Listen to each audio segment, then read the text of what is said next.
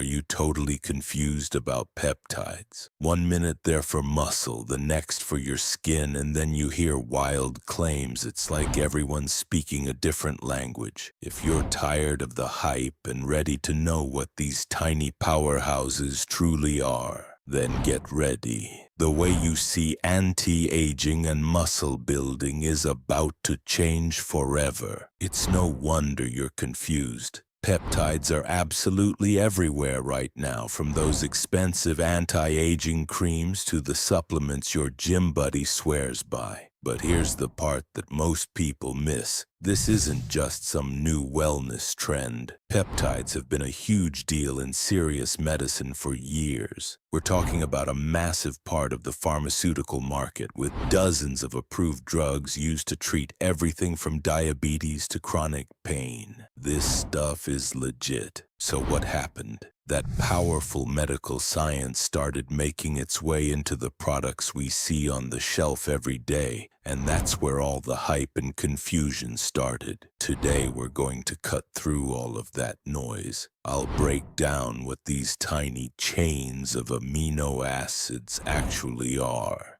how they're different from proteins, and what they can really do for you. By the end, you'll finally get it. Alright, let's get right to it. What's the real difference between a peptide and a protein? At the end of the day, they're both made of the exact same stuff, chains of amino acids. Think of amino acids as individual Lego bricks. The only real difference is the size of the final build. Scientists have a general rule of thumb. If the chain has fewer than 50 amino acids or 50 bricks, it's a peptide. Once that chain gets longer and starts folding into a big, complex 3D shape, we call it a protein. Here's a simple way to think about it. A peptide is like a single short word. A protein is like a full sentence, or maybe even an entire paragraph. Now you might be thinking, okay, so peptides are just tiny, incomplete proteins. Not at all. Their small size is their superpower. Because they're so small and simple, they can act like highly specific messengers, zipping around and giving very precise instructions to your cells. They're like little text messages telling your body what to do. And these little messengers are incredibly important. Some studies show that anywhere from 15 to 40% of all the A to B communication between proteins in our cells is actually handled by these smaller peptide chains. They are the go-betweens, the coordinators making things happen. This is why they're such a big deal in medicine. By 2017, there were already more than 80 different peptide drugs approved for use around the world. And the most famous one of all, insulin. When scientists first figured out how to make insulin in a lab back in the 1920s, it was a total game changer. This tiny chain, just 51 amino acids long, became a life-saving treatment for people with diabetes. It was the very first peptide drug, and it showed the world just how powerful these small molecules can be. They aren't just protein fragments, they're specialized tools with incredibly important jobs. Alright, so when you start looking into peptides, you're going to see a bunch of scientific-sounding words thrown around. Words like dipeptide, oligopeptide, and polypeptide. It sounds complicated, but I promise it's actually super simple. All these names are just telling you one thing: how long the amino acid chain is. That's it.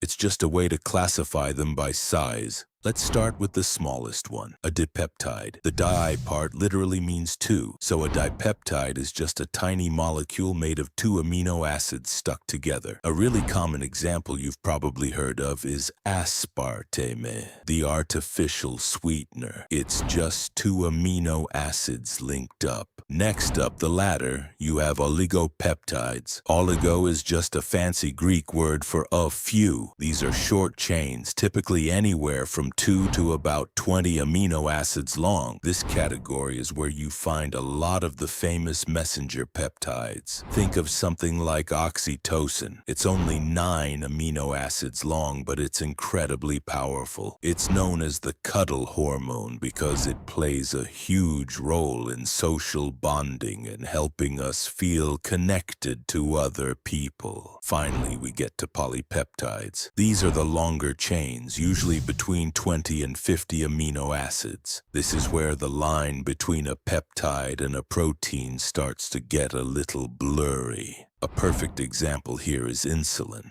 With its 51 amino acid chain, it's technically a polypeptide that's big enough to be considered a very small protein. It shows you how these categories just flow into one another.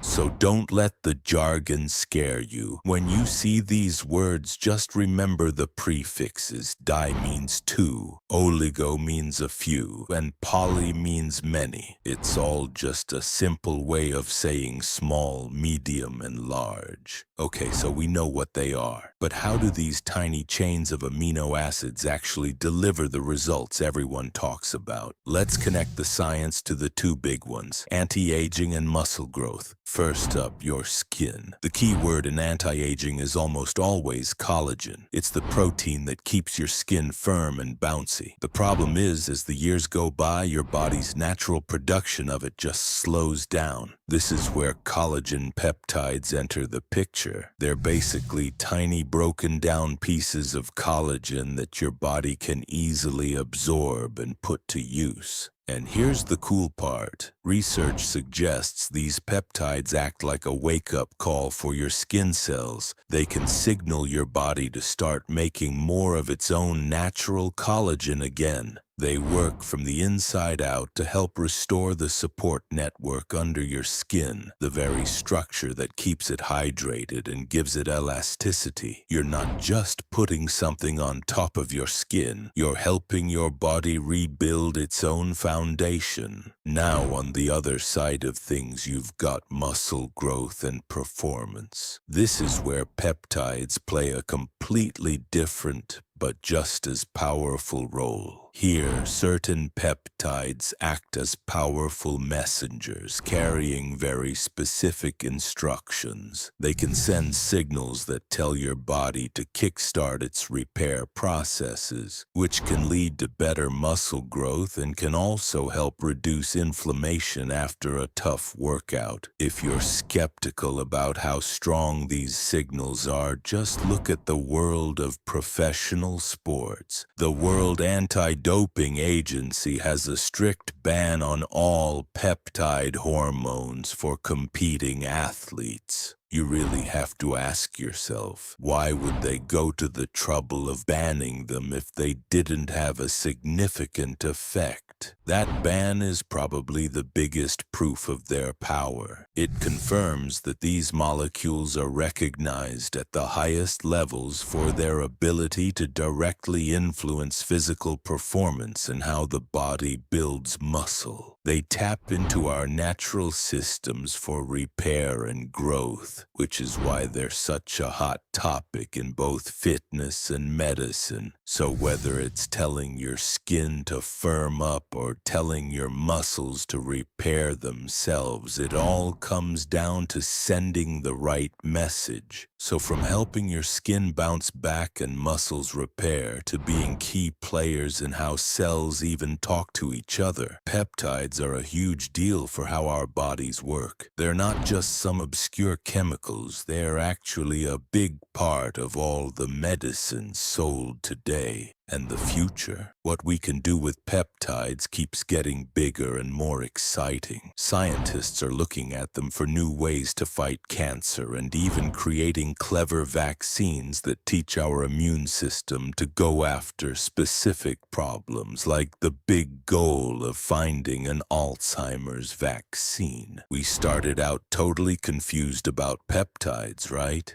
like everyone was speaking a different language. But now you see these tiny powerhouses aren't just hype. They're changing the game in anti-aging, muscle building, and even medicine. If you want to stay ahead of what's next and keep understanding these incredible molecules, then stick around.